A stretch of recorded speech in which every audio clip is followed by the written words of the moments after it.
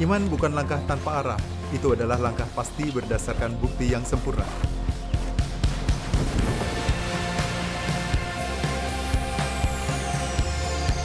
Iman bergerak bagai menyusuri perjalanan.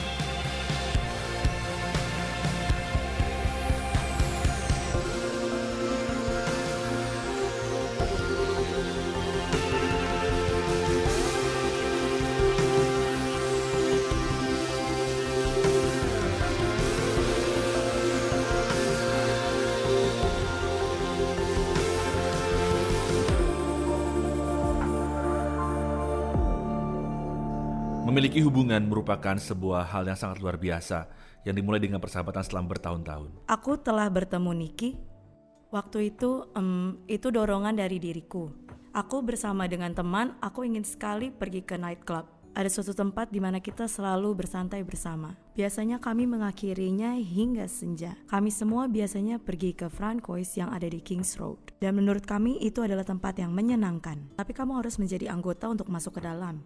Waktu itu aku bersama dengan seseorang yang adalah sahabat Niki. Dan dia berkata, "Hey, coba kau telepon Niki. Mungkin dia bisa membantu kita." Sedikit dengan rayuan mungkin. Aku menelpon dia dan berkata, "Hai, bisakah kau membantu kami masuk ke klub Francois malam ini?" Dia berkata, "Tentu, datanglah." Jika mengingatnya sekarang, kurasa itu adalah cara yang cukup aneh. Saat Niki kuliah di semester 2, dia menjadi orang Kristen. Tapi aku sama sekali tidak tahu tentang itu. Lalu aku bertemu kembali dengannya di sebuah pesta. Aku sangat bersemangat tentang apa yang kutemukan dalam imanku. Tapi aku sangat tidak peka pada saat aku berkeliling memberitahu pada orang-orang. Aku ingin semua orang tahu, dan kupikir baik aku akan beritahu pada orang pertama yang kutemui di pesta. Aku tidak mau hanya melakukan obrolan sopan, jadi ku hampiri pipa dan aku berkata, bahwa aku terlihat suram dan sangat memerlukan Yesus. Jadi kukira dia sedang marah. dan sebagaimana telah kau bayangkan, hal itu membuat pipa mengabaikannya untuk waktu lama hingga akhirnya ia menjadi Kristen melalui orang yang sangat berbeda. Dan kemudian kami tidak pernah berpikir tidak hal yang romantis antara kita. Aku hanyalah temannya, seorang penasehat. Aku sering memberinya nasihat mengenai pacar-pacarnya. Kau tahu, bersama Niki aku merasa aman bersamanya. Dan dia adalah teman yang bijaksana. Dan kukira itu adalah hal yang menakjubkan. Itu sebabnya kami menjadi sangat dekat.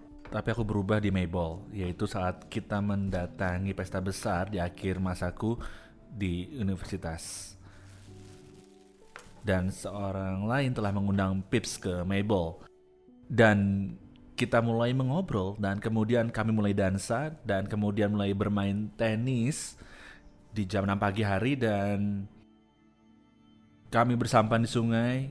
Kemudian kami bergangan tangan dan berpikir, sudahlah, kau tahu bagiku itu seperti kita mulai berkencan sekarang. Aku tahu ada sesuatu yang berubah, ada hidup baru yang telah dimulai. Menjadi orang Kristen adalah pengalaman menakjubkan. Rasul Paulus menulis, "Jadi siapa yang ada di dalam Kristus, ia adalah ciptaan yang baru. Yang lama sudah berlalu, sesungguhnya yang baru sudah datang." Maka apa yang membuat orang menjadi Kristen? Ada yang berkata karena aku percaya pada Tuhan atau sejak dulu tumbuh besar di gereja. Tapi bukan itu yang membuatmu menjadi Kristen. Banyak orang di dunia percaya Tuhan, tapi tidak menyebut diri mereka Kristen. Beberapa orang mengaku orang Kristen karena bersikap baik. Nah, para ateis juga biasa bersikap baik, tapi mereka tidak dikenal sebagai orang Kristen, bukan? Ada yang berkata, aku orang Kristen karena aku lahir di negara Kristen. Tapi lahir di negara Kristen tidak otomatis membuatmu Kristen, seperti lahir di McDonald's membuatmu menjadi hamburger. Orang Kristen artinya pengikut Kristus. Orang yang mengikut Kristus, yang memiliki hubungan dengan Tuhan melalui diri Yesus. Apa arti iman bagiku? Iman. Kurasa iman adalah gabungan dari rasa percaya diri dan rasa damai. Ya, iman.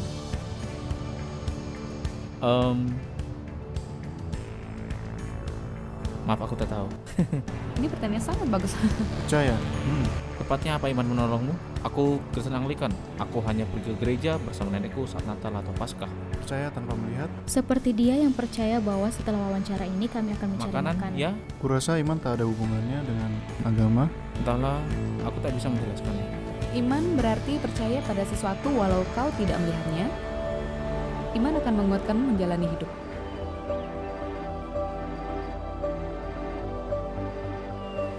Perjalanan iman tiap orang berbeda-beda. Ada orang yang ingat kapan dan di mana ia menjadi Kristen. Ada juga orang yang mengatakan, kau tahu, saya tidak ingat sejak kapan saya Kristen. Yang lain berkata, dulu aku bukan orang Kristen. Dan walau sekarang aku Kristen, aku tidak ingat kapan persisnya hal itu terjadi. Pastinya melalui proses lama. Yang terpenting kau tahu kau sudah ada sekarang, bahwa sekarang kau adalah orang Kristen. Kau pasti tahu itu. Apa artinya beriman dan menjadi orang Kristen? Injil Yohanes menulisnya demikian. Tetapi semua orang yang menerimanya diberinya kuasa supaya menjadi anak-anak Allah, yaitu mereka yang percaya dalam namanya. Rasul Yohanes berkata ini adalah bentuk hubungan kasih yang sangat akrab, seperti hubungan orang tua dengan anaknya. Bagian lainnya berbicara tentang hubungan seperti asmara dan persahabatan. Kadang perjanjian baru mengumpamakan hubungan ini seperti sepasang suami istri. Hubungan yang sangat dekat dan akrab. Jika kau sudah menikah, kau akan tahu kalau kau sudah menikah. Jika kau seorang Kristen, kau pasti tahu kau telah menjadi Kristen. Tuhan minta agar kau yakin dalam hal ini. Rasul Yohanes berkata, semuanya itu kutuliskan kepada kamu supaya kamu yang percaya kepada nama anak Allah tahu bahwa kamu memiliki hidup yang kekal. Kau tahu kau orang Kristen, kau tahu ada hubungan dengan Tuhan Allah, dan kau tahu memiliki hidup yang kekal. Maka apa yang mendasari iman percaya ini? Ini adalah langkah iman yang didasari akan bukti, akan fakta, bukan perasaan. Jika kau bertanya apa buktinya aku menikah dengan Pipa, aku bisa memperlihatkan akta nikah kami. Di luar rasa cinta kasihku kepada dia, akta itu secara fisik membuktikan pernikahan kami.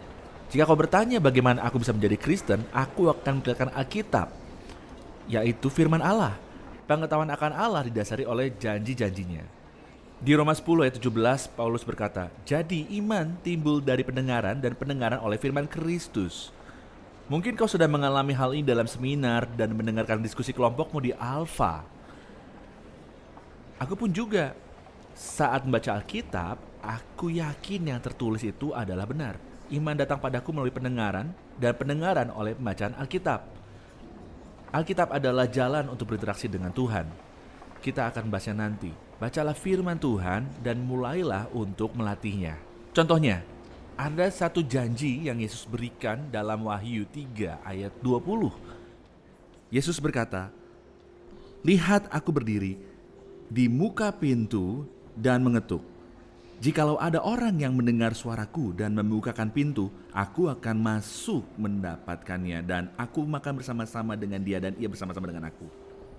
Holman Hunt, seniman dari abad 19, mengilustrasikan ini dalam lukisan judulnya The Light of the World, yang kini terpajang di sini di St. Paul Cathedral. Yesus, sang cahaya dunia, berdiri di depan pintu yang penuh dengan tanaman dan rumput liar. Pintu itu mewakilkan hidup dari seseorang.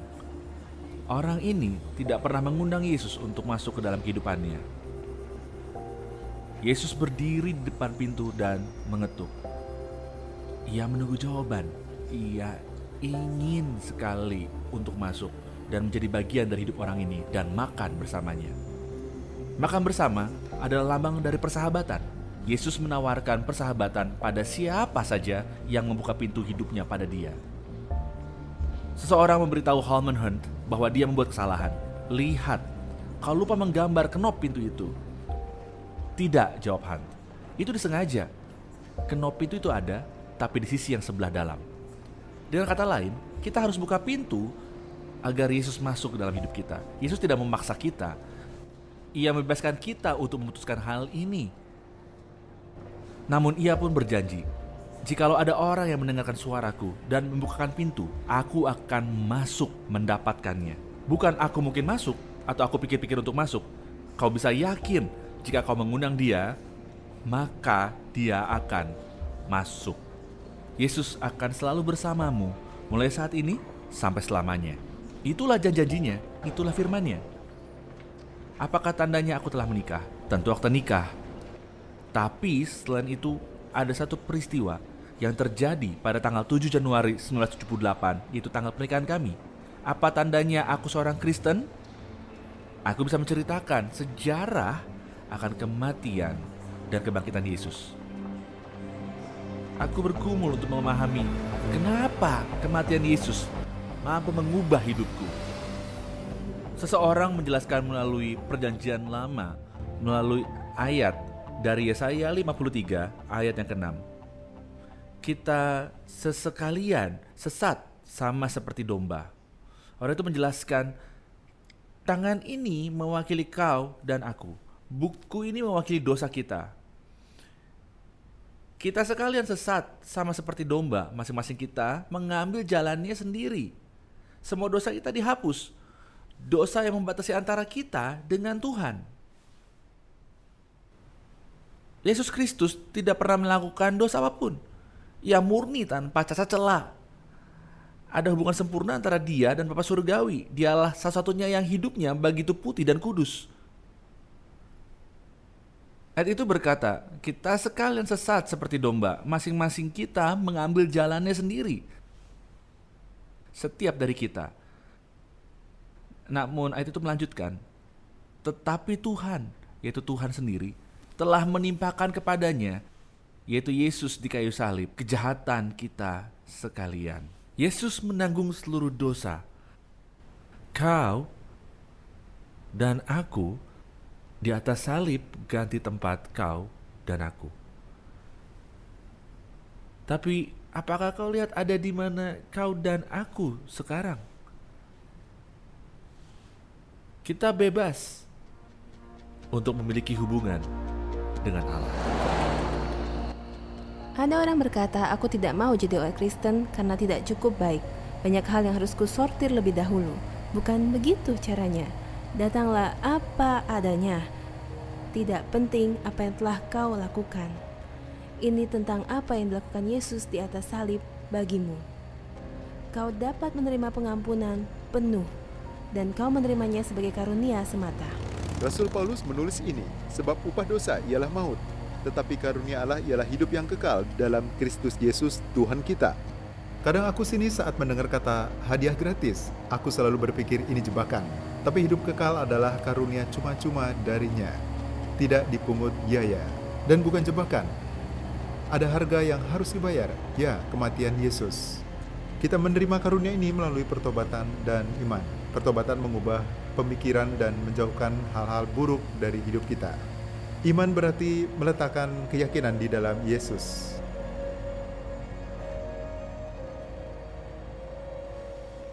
Saat kecil, aku tinggal di rumah yang meja dapur yang sering kunaiki dan suatu saat aku lihat ada bubuk putih di atas meja. Aku tak tahu bubuk apa itu. Dan saya ingat pernah mendengar suara tembakan. Aku tumbuh di lingkungan yang bagiku terasa normal. Saat masih kecil, aku biasa bertemu para kartel narkoba.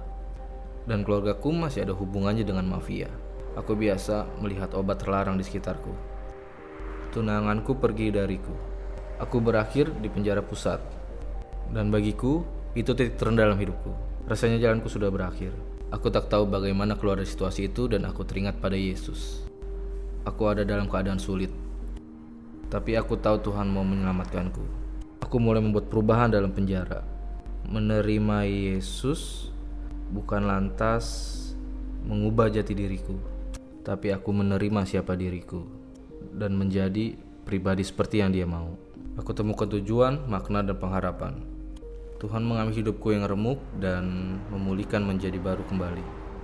Kini hidupku sudah terselamatkan. Aku diselamatkan. Kini aku punya istri yang cantik, seorang putra, dan menjadi bagian dari komunitas iman, pengharapan, dan kasih.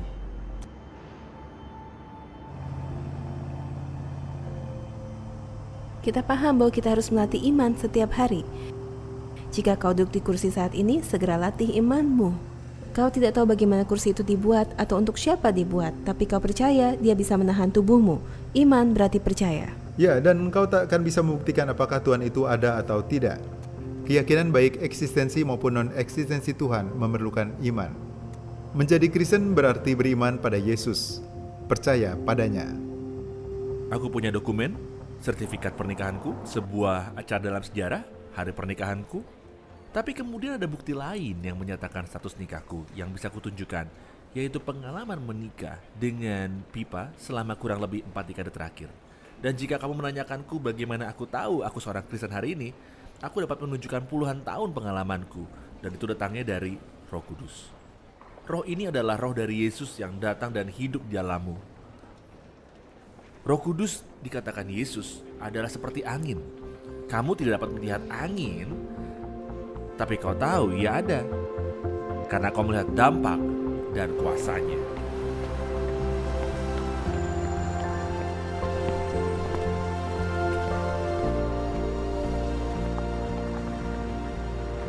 Banyak dari kita takut akan perubahan. Kau mungkin berpikir, jika aku menjadi Kristen, apa artinya bagi hidupku? Tapi perubahan yang kita bicarakan adalah baik. Rasul Paulus berkata bahwa buah roh adalah kasih, sukacita, damai sejahtera, kesabaran, kemurahan, kebaikan, kesetiaan, kelemah lembutan, dan penguasaan diri. Menjadi Kristen tak berarti kau lebih baik dari orang lain. Semoga kau lebih baik dari sebelumnya. Bagiku, aku menemukan ketika Roh Allah datang dan hidup di dalamku. Ia mulai mengubahku. Ia mulai mengubah bagaimana aku berhubungan dengan Allah, dengan Yesus. Aku terdaftar dalam klub di mana biasanya aku bermain squash. Tapi klub itu juga gym, dan sepanjang tahun aku jadi mengenal orang-orangnya di sana. Dan biasanya mereka adalah supir-supir taksi, peranca, pekerja bangunan, dan ada seorang penari striptease pria yang menjadi sahabatku. Kami memiliki nama panggil masing-masing. Mereka memanggilku Nick the Fig. Ada satu waktu baru-baru ini aku mengobrol dengan salah seorang temanku di sana, dan ia berkata kepadaku, berapa banyak orang yang datang ke gerejamu di hari Minggu? Jadi aku katakan, kira-kira 5.000 orang. Ia berkata, ya Yesus. Aku berkata, ya, itulah mengapa mereka datang, semua tentang Yesus. Sebelum aku menjadi Kristen, bagiku, sebagaimana baginya, kata Yesus hanyalah sekedar serapah. Tapi di saat aku menjadi Kristen, kata Yesus berarti seorang sahabat. Dan juga cara aku berhubungan dengan sama orang Kristen. Sebelum aku menjadi Kristen, aku berpikir orang-orang Kristen ini sangat aneh. Aku ingat di universitasku mereka sering mengadakan pesta bubur. Maksudku, siapa yang pergi ke pesta dan duduk-duduk makan bubur? Lalu kemudian aku menjadi Kristen dan datang ke pesta bubur.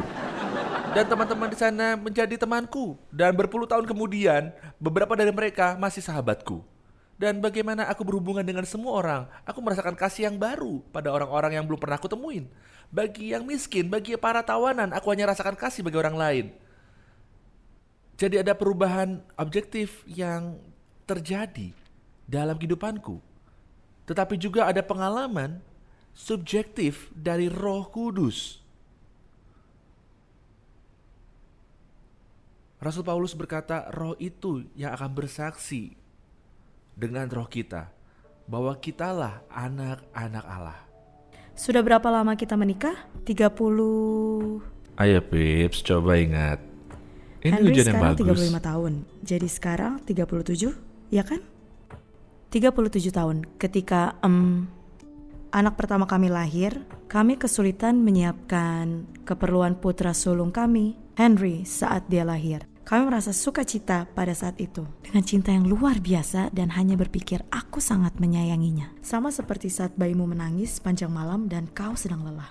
Dan kau tetap menidurkannya. Kau tetap datang padanya, kau menggendongnya, merawatnya, memelihara, dan menyayanginya. Maksudku, jika kasih Tuhan lebih dari itu, maka pasti itu kasih yang luar biasa. Kasih manusia itu, kau tahu, sangat terbatas dan seringkali padam. Tetapi tetap saja naluri akan kasih itu amat sangat besar dan dalam. Ya, dengan mengagumkan, Alkitab memakai analogi orang tua dan anak, di mana Tuhan mengasihi kita lebih dari orang tua manapun yang mengasihi anaknya. Kasih Tuhan kepada kita itu justru jauh lebih besar daripada itu. Kau melihatnya juga dalam hubungan persahabatan, yaitu kasih yang kau beri kepada semua sahabatmu. Karena itu analogi lainnya yang dipakai dalam perjanjian baru. Yesus bilang, aku menyebut kamu sahabat dan Tuhan mengasihimu. Yesus ingin menjadi sahabatmu yang paling setia. Itu gambaran betapa besar kasih dan persahabatan Tuhan bagimu. Jika hidup pernikahanmu baik, itu adalah bukti betapa besar kasihnya kepadamu. Carilah contoh orang tua dan anak teladan, mungkin dari kedua orang tuamu atau kasihmu pada anakmu, atau ambil contoh dari orang lain. Saat kau melihat ada pernikahan yang indah, kau akan tahu, wah, mereka sungguh saling mengasihi dan kasih Tuhan padaku justru jauh lebih besar daripada itu. Rasul Paulus berkata, roh itu sendiri bersaksi bersama-sama dengan roh kita bahwa kita adalah anak-anak Allah. Kau dikasihi lebih dari orang tua manapun yang mengasihi anak mereka. Itulah kasih agung dari Tuhan. Ia ingin kau merasakannya dari dalam hatimu. Ia ingin bersaksi bersama rohmu bahwa kau adalah anak Allah dan dikasihi olehnya. Itulah adalah pernyataan yang sangat dalam dan pribadi dari Roh Kudus. Kini kami punya 4 orang cucu dan aku ingin menceritakan sesuatu tentang cucuku sendiri. Seseorang pernah berkata pada Winston Churchill, pernahkah aku menceritakan cucuku kepadamu? Winston Churchill bilang, tidak, dan aku sangat bersyukur akan hal itu. Jadi maafkan aku ingin sedikit cerita tentang cucu pertama kami, Albi. Aku ingat saat dia masih berusia 2 tahun, Johnny dan Tara sangat menyayangi anak-anak mereka, termasuk Albi. Albi juga menyayangi orang tuanya. Kadang dia hanya sekedar ingin dipeluk. Sering dia cuma mengangkat tangannya seperti ini dan berkata, haga dada, haga dada. Johnny akan menggendong dan memeluk dia.